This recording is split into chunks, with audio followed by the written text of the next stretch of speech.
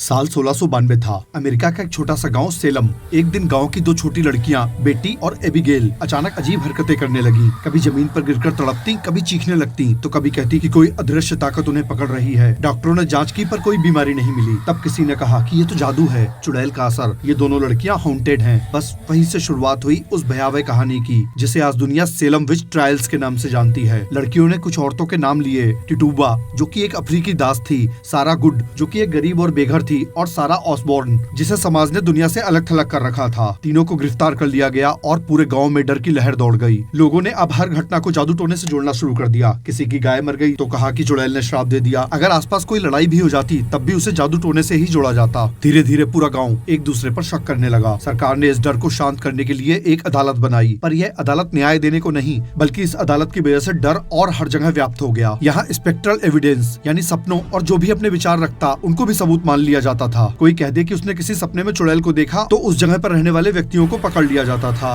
कुछ ही महीनों में हालात पागलपन की हद तक पहुंच गए। करीब 200 लोगों पर आरोप लगे, जिसमें से 19 लोगों को फांसी दे दी गई और एक आदमी गिल्स कोरे को तो पत्थरों से कुचलकर मार दिया गया, सिर्फ इसलिए कि उसने अपना दोष स्वीकार नहीं किया था। लोगों का डर अब समाज की दीवारें तोड़ चुका था। लेकिन असली मोड़ तो तब आया जब गवर्नर विलियम फिलिप्स की पत्नी मैरी फिलिप्स पर भी चुड़ैल होने का आरोप लगा दिया गया। अब गवर्नर खुद हिल गया। उसे समझ आ गया कि यह सिलसिला अब हद से आगे बढ़ चुका है। जब झूठ और डर उसके अपने घर पर पहुंचा तो उसने फैसला किया कि ये सब अब खत्म होना चाहिए। उसने उस अदालत को तुरंत भंग कर दिया और आदेश दिया